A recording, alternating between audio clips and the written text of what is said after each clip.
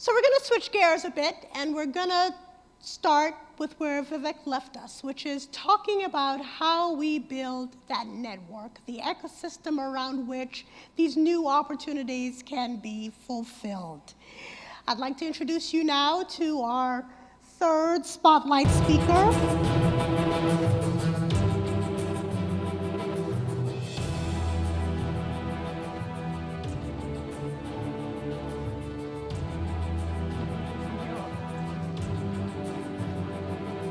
Good afternoon, everybody. How are you? Good. Quick question for you. How many people in the room have bought a new vehicle in the last 5 years? Show of hands. All right. Of those people, how many of you realize that that car probably has somewhere between 50 and 150 computer systems on it? Okay, good. How many of you are aware that most of those vehicles are going to be built with something along the lines of magnesium, aluminum, or boron alloyed steel? Anybody?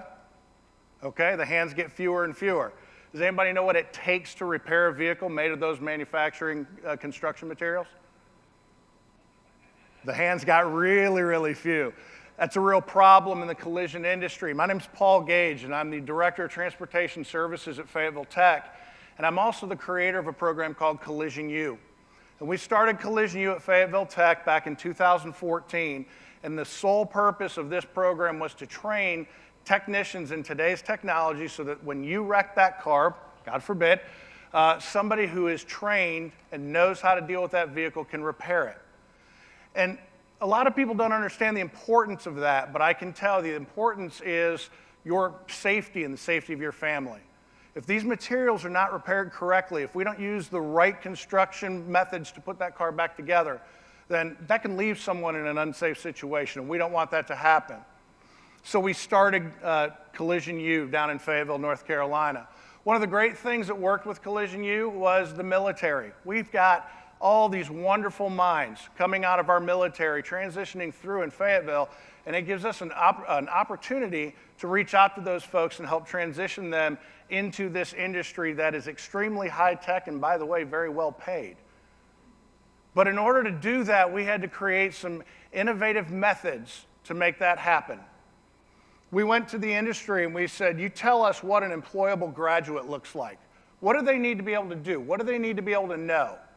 What systems do they need to be able to function with? And they explained that to us.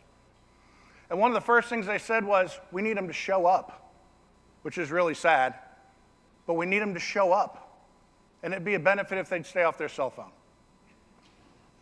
Okay, so what we did was we actually built a culture in Fayetteville around the professionalism of what it takes to be in the automotive industry today, to be well trained, to operate as an engineer reconstructing these vehicles once they've been in a wreck. And then we built a curriculum and a school around it. Have we been successful? I started the program in August of 2014 with 15 people. Next month, I'll start 144. We've grown almost tenfold. We have companies, thank you. We have companies literally from all over the world that are lined up at our door waiting to hire our graduates. And the biggest problem I have is I don't have enough graduates yet. And that's a great positive problem to have. You say, are they good companies? Anybody familiar with Roger Penske, Bruton Smith, Rick Hendrick? These are all players that we work with. Ford Motor Company, Honda is at our school now, and we're even talking to Freightliner. These are great opportunities for great people, and it's because we took the time to be innovative and build a curriculum and a program that would allow these people to succeed in our industry. I want to thank you for giving me a few minutes to talk to you today. Thank you. Amazing. So I probably don't need to tell anybody in this room that the North Carolina Community College system and its 58 campuses are really a jewel in North Carolina's crown. Our challenge is to figure out how we do more things like Paul was discussing. And so I'm pleased to turn the podium over now to the Federal Reserve Bank of Richmond's Matt Martin, who's going to facilitate a conversation on smart adaptations for our workforce development system. Matt? All yours.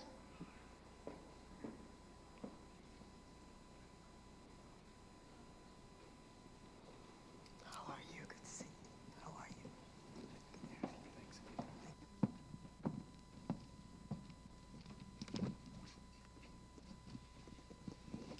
All right, good afternoon, everyone.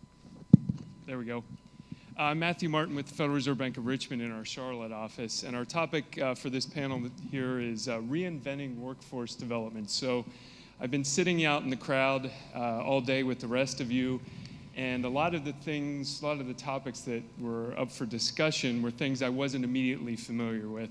Well, everyone in the room, you're the product of one or more workforce development systems, so you at least know something about this subject. That may or may not be a good thing because the topic is reinventing, right? So we want to think about things that need to respond to all the different things that have come out in our discussion today. And we've heard from a lot of speakers. And the issue here really is the resiliency and preparedness of our systems that provide the talent with the skills that they need to meet the economy that is coming in the future. There are probably too many factors to mention that we've heard about today. I've been furiously taking notes, and some of those hopefully will come out in our discussion here over the next 40 minutes or so.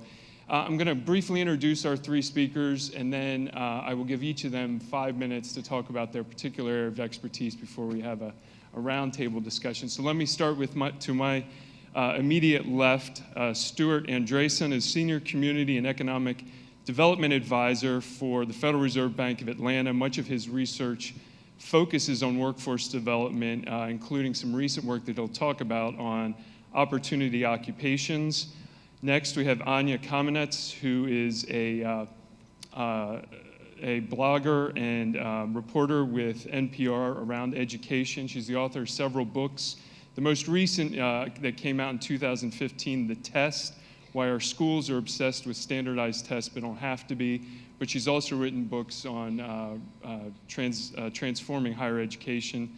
And then finally, all the way over to your right and my far left, Charles Reigeluth, who's Professor Emeritus at Indiana University and author of Reinventing Schools, It's Time to Break the Mold. So I'll start with Stuart and give him a chance to tell us about some of the work he's been doing. Thanks so much. I am going to talk today about what I have been working on with a number of co-authors that I call opportunity occupations. And just to let you all know, you probably think of it as in any other of these terms, middle-skilled jobs or middle-wage jobs. But to put a little bit of a point on it, the work that we've been doing has particularly been focused on jobs that do not require a college degree, but pay over a median wage. And we understand that median is a little bit different if you live in Charlotte or if you live in New York City. So we took that into account. It's a lot of the jobs that you would imagine would be those types of jobs.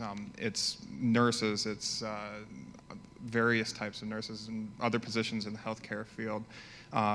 Retail supervisors, a job that you wouldn't typically think, but the managers of stores, and IT positions, and lots of construction trades.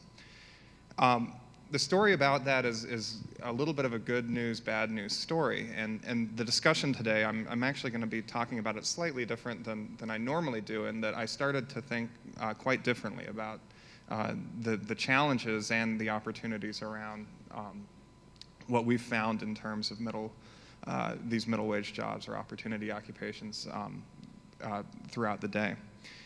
So the good news is that a lot of these jobs are becoming more accessible in recent years. We've got access to looking at what online job postings say about these jobs and what employers are saying, and they're typically starting to ask for less education in many of them. There are obviously a few where education's starting to increase, and that tells us a couple of different things. Number one, and we're hopeful that these are true, is that potentially a lot of our sub-college degree training programs are getting a little bit better. We can't say that for sure, but it's suggestive of that. The other thing that we can say is that, maybe there's something going on with the short-term business cycle, and that there's some improvement there, and maybe the labor market's tightening a bit. The bad news is that over the last 3.5 years that we looked at, and that was 2011 to the end of 2014, was one of the periods in our country that had significant job growth. About 5 million jobs were created during that period. But of these jobs that meet the definition that I talked about for opportunity, there was a loss of 1.7 million jobs that either were no longer paying the amount that was needed or were expecting more education. And there were types of jobs that you can see dropping off the list. Both the good news and bad news is that North Carolina is kind of shows both ends of the spectrum. There are some places that have higher levels of opportunity. Greensboro, about 25% of all jobs meet that definition. Unfortunately, in Raleigh and Cary, it's only about 19%. Nationally, it was about 20%. So today I started thinking about the things that I talk about in terms of the good news. I think that the challenge that we're looking at is that the good news tends to be shorter term types of things. We know that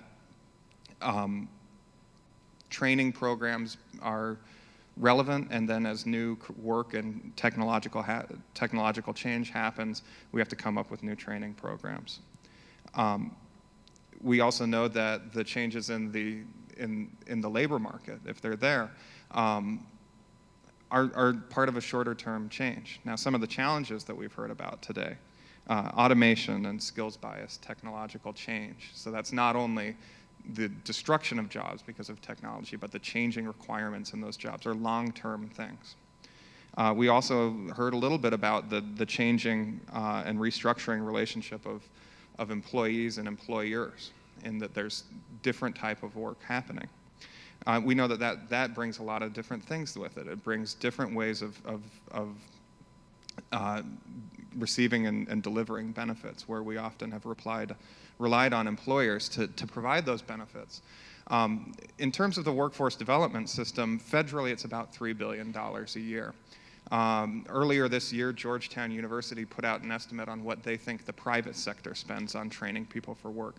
$3 billion was the federal number, $1.1 trillion in direct and indirect expenses by employers on training.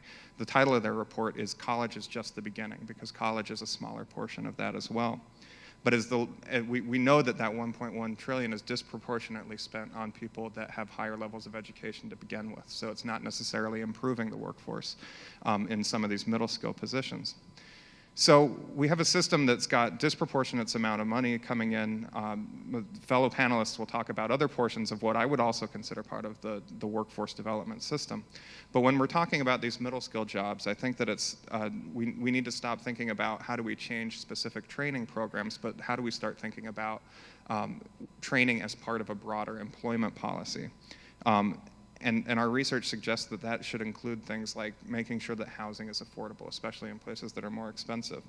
It needs to talk about how you deal with the fact that there's going to be essential work that doesn't pay very much right now. That might be in some form of income support. The portability of benefits and how we structure employee benefits going forward with changing structures of work. And then, of course, I do believe that training is a portion of this. So I'm going to stop there for now. Great. So your point about employer training is probably a good departure point, Anya, to talk about the changing role of our higher education system. We've heard from a lot of speakers who are rightfully proud of the community college and university system here, but your research and writing has led you to point out some other factors as well. Right, thanks for that. So the themes in my work are about the transformation of education, higher education in particular, about the economics of education, and then most recently, a fundamental question about how we define merit and how we measure outcomes in education. And I'm here to deliver a message that might be a little bit scary or exciting, which is that the historic way that we have connected the value of a college degree in particular, but higher education in general, the cornerstone of the American dream, that education is going to be a path to prosperity, that might be historically specific. In other words, the United States came up with the notion of mass higher education sometime in the 20th century, and education paid off and continued to pay off for minorities, for women, as more people gained access. And that coincided with this incredible period of economic growth and prosperity. And so there might have been a little bit of confusion about what were the means and what were the ends. But what we've seen since the 1970s is both inside and outside the education system, this double whammy that we've heard so much about today, about technology, automation, and globalization. And so what happened? A giant economic shift, so that education costs continue to go up and up and up, and the wages outside education flattened.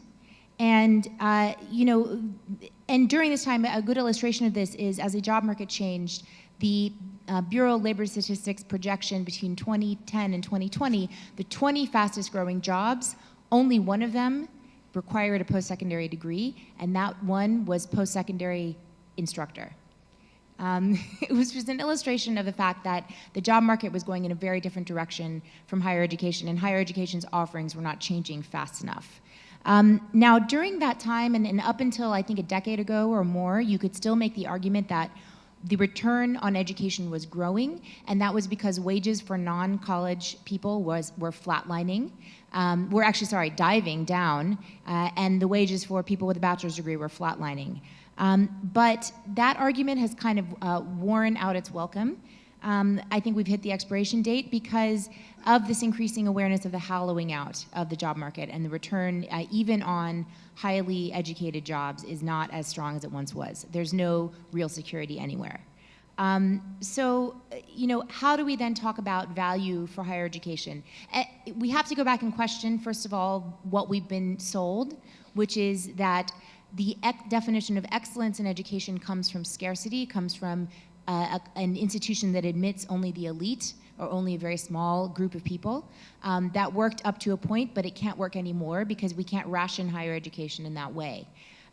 So one clear path to making education pay off again for the individuals who are taking part in it, and for the private and public sectors that are investing so strongly in it, one clear path is, of course, focusing on skills, competency, on efficiency and productivity, and smoothing people's way forward in the articulation between community colleges, for example, workforce training programs, and four-year degrees.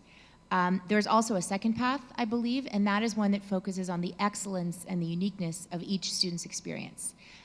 Gallup and Purdue University over the last 2 years have surveyed tens of thousands of former students, bachelor's degree recipients, up to 25 years after graduation. They found they use a rubric of thriving in well-being in various aspects of your life, personal and financial and social and even health.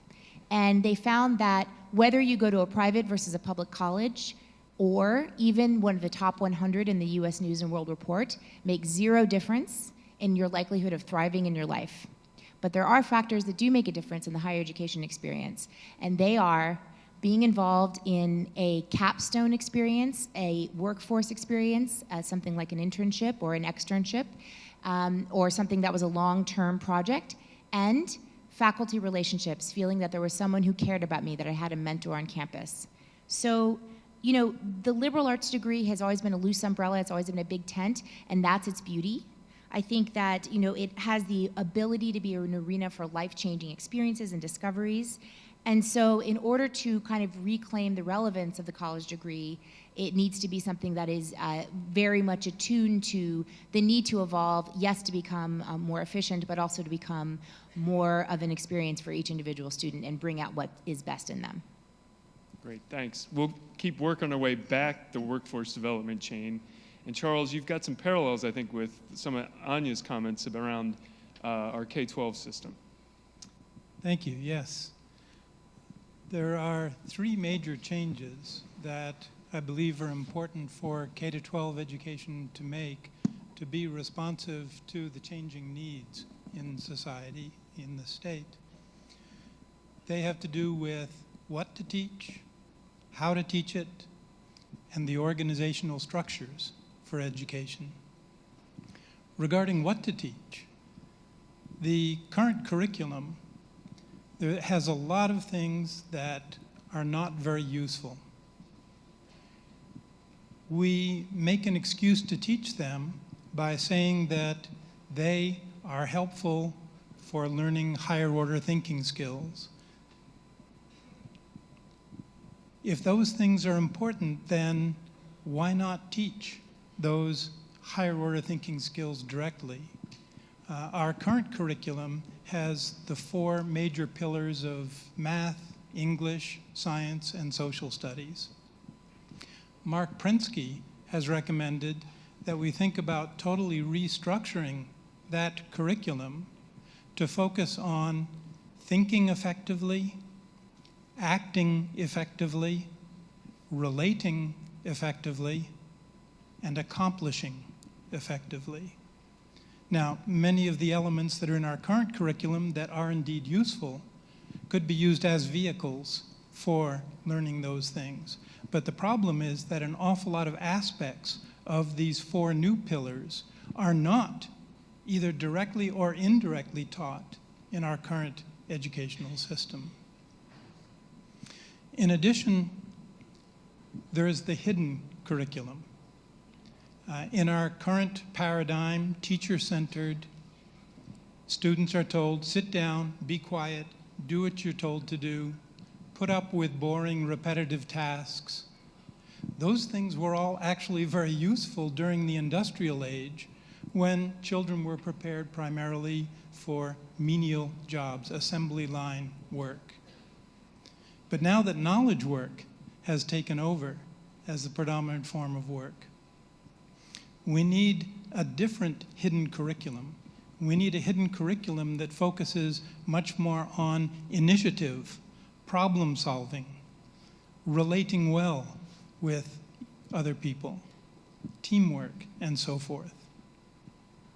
So the hidden curriculum is a factor that is deeply embedded in the structure of teacher-centered education. It's that structure that needs to change.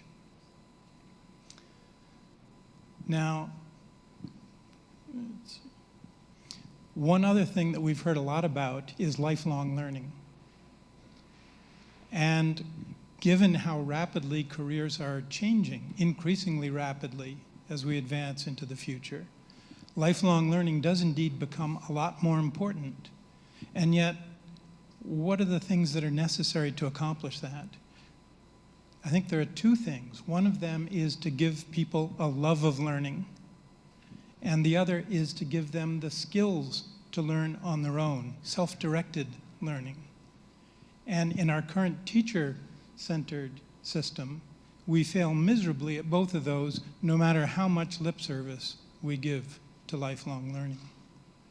Well, let's move on to the second issue, how we teach it. Students need to learn a lot more faster. Is that possible? Well, yes, indeed. When you think about it, one thing that pretty much everybody agrees on is that people learn at different rates. And yet in our current educational system, we try to teach a fixed amount of content in a fixed amount of time. So the slow learners are forced to move on before they've mastered it. They accumulate deficits in their learning that make it virtually impossible for them to learn related things in the future. They're condemned to flunking out. And our faster learners are held back. They don't get to reach their potential because they have to hold back to the pace of the class. So this, again, actually made sense during the industrial age. We needed to separate laborers from managers. We couldn't afford to educate everyone to high levels. We certainly didn't need to. So we needed to separate out the laborers from the managers. We needed a time-based system where student progress was based on time so that we could separate out the smarter kids from the slower learners. Well, again, now as knowledge work is becoming the predominant form of work, we need a system that's focused more on learning than on sorting. So instead of holding time constant, which forces achievement to vary, we need to hold achievement constant at a mastery level and allow each learner the amount of time they need to reach those attainments. We need learning-based student progress instead of time-based student progress. This requires personal learning plans. It requires a totally different role for teachers. It requires an assessment system that is competency-based rather than norm-referenced. It requires massive changes throughout the entire educational system. The bottom line is that piecemeal change cannot get us where we need to be as far as preparing our children for the future. Only paradigm change in education is going to get us where we need to go. Now, as an example, the Minnesota New Country School in Henderson, Minnesota, is a project-based learning school. They have no courses in that school. Everything is learned through projects. The students look at the state standards. They know which ones they've already mastered. They decide which ones they're going to work on next, and they design their own projects to meet those standards. The teachers serve the role of guide on the side rather than the sage on the stage. It's a competency-based approach where they continue to work until they have mastered the standards that they need to master. So we have examples existing already where this paradigm shift is taking place within education from a system where there's time-based student progress, teacher-centered instruction, to one where it's learning-based student progress. That's the kind of direction we need to go. The third area, I'm probably getting short on time, so let me just very quickly state the organizational structures are what influence most issues of bureaucracy, competition, accountability, professionalization, innovation, and incentives in education. And teachers in the industrial age system have been treated like factory workers. They are at the bottom of the bureaucracy. And yet what we need in education is to professionalize teaching. We need to recognize that teachers are professionals, and they need to be developed as professionals. And how are professionals organized? If you think in terms of lawyers or accountants, we have law firms. Imagine if teachers, small groups of teachers banded together into educational firms and students within a school district, talking about, and parents and students get to choose what teacher they want. And the money follows the student. So those teachers, those educational firms that are meeting the needs of the public are the ones who are going to be in most demand. They're the ones who are going to survive.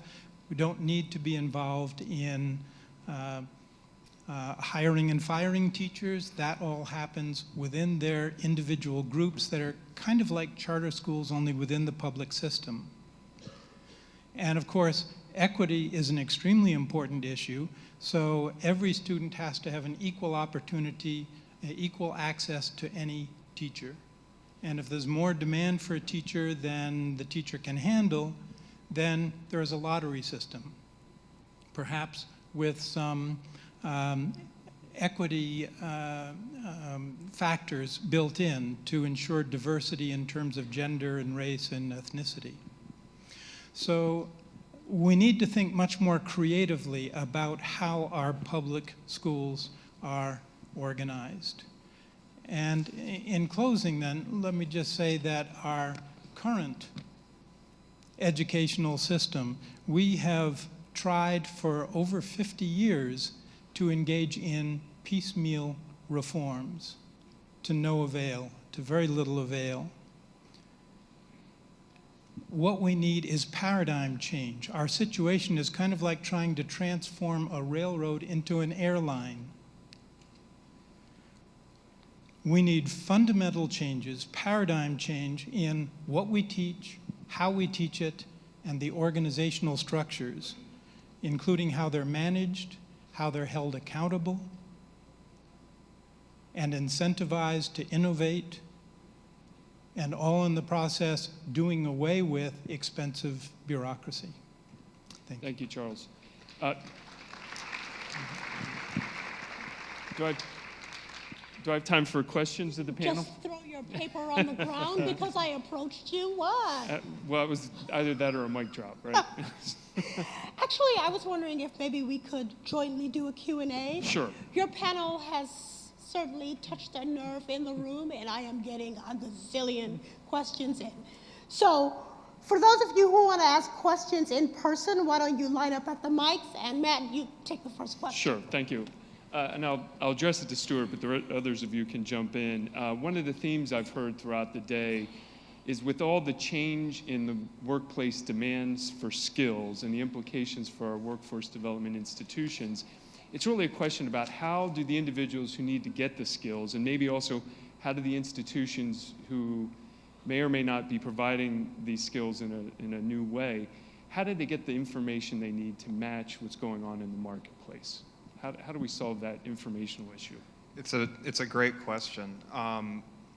There's no shortage of information on what's happening in the labor market, what certain careers can provide. And I'd first urge everyone that's got an interest in this to look at what we already have, which may not be what happened yesterday. You can pay money to get information on what happened yesterday, but with just a couple months delay, our Bureau of Labor Statistics has great information. They have an occupational outlook that does a really nice job of giving anyone's best guess, because we can't guess at all. But I think that one of the other parts is making sure that people are able to figure out what is credible information and what is not credible information. There's all types of information. And I'll talk about just the explosion of different types of post-secondary credentials, from things that are given by small organizations to new degrees that are offered at universities. It's very difficult to figure out what they are. But I think it also gets back to not only just what happens with career counseling in schools, but at home. There's a study done by the Manufacturing Institute that looked at all the various factors that might play into it. And so specific to manufacturing, the number one thing that drove children away from being interested in manufacturing was that mom and dad said that they didn't want to do it. So I'm not going to speculate about manufacturing, even though there's been massive changes in it. But just remember that as you're having conversations about what might be the future, I think it's important to encourage exploration and try to match careers with young adults and children's interests, rather than and understand that your close familial and friend relationships are going to have a big influence on that. In the K-12 education sphere, project-based learning is a major part of what takes place there. And many of those projects are community-based projects. Partnerships between local businesses and other local organizations and the schools are very important. And so students get an opportunity to be involved in what's going on in the workplace as part of their projects. And in that way, things that are changing within the community are always filtering into the school system. And I just want to quickly add that the one piece of information that is lost often is that today and in the future, only 30% of jobs require more than a college degree, but we send far more people to earn those degrees. We end up graduating about that many people to meet the demand, and so we're doing a disservice to the people that are spending some time there and not doing it. So they're the big numbers too, that it's not always exactly the same pathway for everyone. Can we take a couple of questions from the audience? Let's go to the left first. That be me? That's you. Okay, sorry, checking the other side. That other left, no, this one. This question, I guess, is for Charles. I really like the project-based learning aspect because I believe that it allows children to succeed and have ownership and the creativity and all sorts of things that make the self-esteem go up. But my question is that through the proposal or the suggestion that you were making about letting those that learn move up and those that are slower stay behind and learn, which I totally agree with, that creates another problem. So how would we deal with those individuals who are slower in learning and those that are higher in learning, as those that are slower get caught up with younger children? Because of that separation, we'll create another situation for having to deal with those that are age appropriate versus maturity appropriate. Yes, that's a very good question. We envision that there will be project periods of a predetermined length, shorter length for lower grade levels, longer length for upper grade levels. And those project periods, it's important for students to learn how to manage their projects in order to be able to meet their deadlines on those projects. For the faster learners, they can handle more projects during a project period than others can handle. So that's one way of taking into account the rate at which the students learn. Now, one of the other considerations is that not all students are learning the same things. An important part of this new paradigm is helping each child to reach their potential and to cultivate their unique talents. And therefore, different students are going to be learning different things. You'll find that in one particular skill area, you're going to have some students who are considerably younger and others considerably older working on the same skill. Every student is going to be ahead of some others in some areas and behind others in other areas, depending on what their particular interests and talents are. So that is going to help to reduce the kind of stigma that I think you are concerned about. I have an example of this. I visited a project and performance-based learning school in Kentucky, and they were doing their science and math performance assessments, and they said that they had excellent results from students that were considered gifted and also from students with IEPs. And what they found was that by being able to choose the topic and really dive deeply into something that they were passionate about, that students were excelling and putting in personal bests. I think that our whole concept of students being on a single pace or a single timetable is something that needs to get left behind as we talk about what personalized learning really means. Yeah, let me just make one other quick comment on that. Work by Benjamin Bloom many decades ago revealed that the differences we have now among students are really an artifact of the educational system. That if you had a system where students had to master the current material before moving on, then you would find that the difference in rate at which students learn is considerably smaller than what it is now, where students have gaps in their knowledge that make it harder for some to learn. They learn much more slowly. So a lot of that difference in learning rate is going to disappear as we go to more of a mastery orientation. All right, let's take a question from the audience. Mike on my right side. Well, robots, we've been talking about robots taking our jobs. I think it's only fair that robots get to take a question. So this question is for Stuart Andreason, and the question is, do we have systems to incentivize or create employer-based training programs in rural areas without higher ed for those opportunity occupations you were talking about? Well, there you go, people. Not only will a robot take your job, it's about to take your forum registration. I can't wait for the video of this. You know, there are a lot of challenges. I mean, I think that rural areas are challenged in a lot of different ways. I think that one of the things that happens is that institutions of higher education often fill the gaps for rural areas, particularly in community and technical colleges, which tend to have relatively good geographic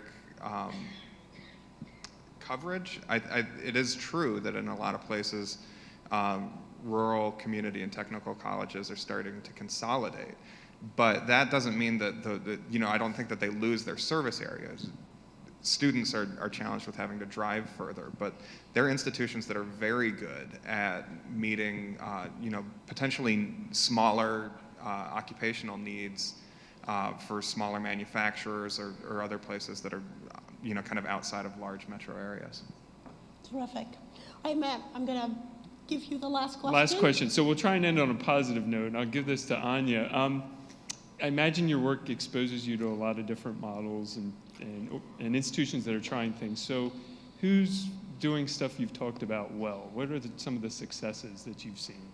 Or partial successes? Sure. I mean, I think there's a lot of different kinds of bright spots in the community college system. Some of the work that's being done, for example, in the CUNY system where I live in New York, to really smooth pathways. They've got programs there. They've got a program called ASAP, which is small concentrated classes for students that are entering at a remedial level. And they did so well that they have, it's a massively increased cost per student, but a 10% reduced cost per graduate because they've increased the graduation rate so much. The P-TECH model, which is a high school early college model that's spreading all over the country with tight integration with companies like IBM, starting students at 9th grade. There's no screen on these schools, so students are coming based on interest, based on lottery, and they're coming out with college degrees, technical degrees, and also with internships and jobs. So seeing that tight integration, and I think we talked about this, between public schools, community colleges, the workplace, employers, and realizing that it really is everybody's job to try to shape the workforce for the future. And I think, as Charles mentioned, also getting the community into the school so that students naturally have a sense of what the broader purpose is of education, how they discover their own interests and passions, which really is what's going to drive, I think, the success for the next generation. Good, great way to end. I want to thank this panel. Please join me in giving them a round of applause.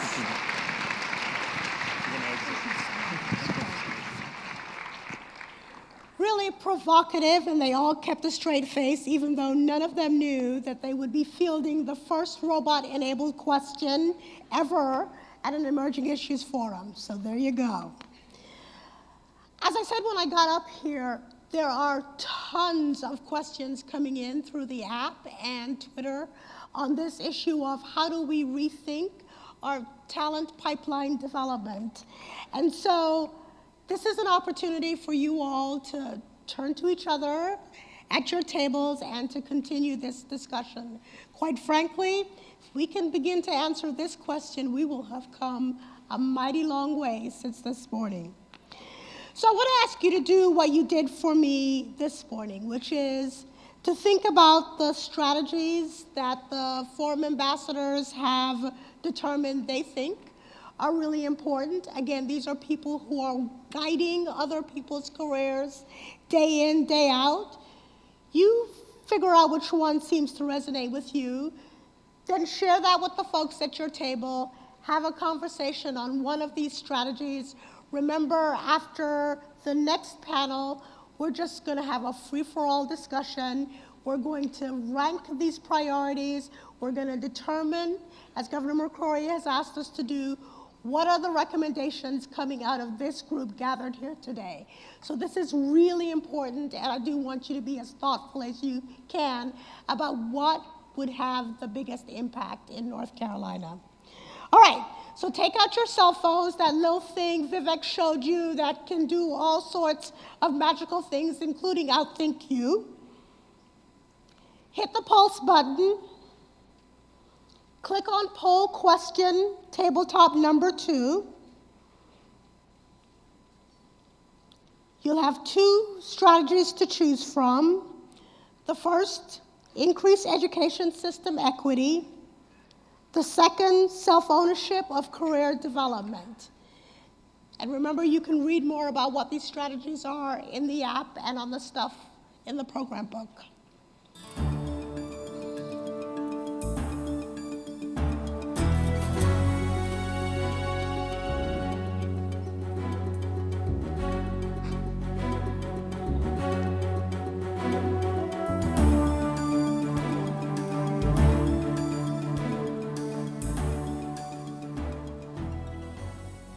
All right, remember, we'll show you the results for the entire room after the tabletop conversation. When I asked people how this morning's tabletop went, they said, oh, we voted to do all of the above. That was not the instruction I gave you. You have $1 to spend on one of these things. Where are you going to place your bet? Start talking. My friends. Thank you.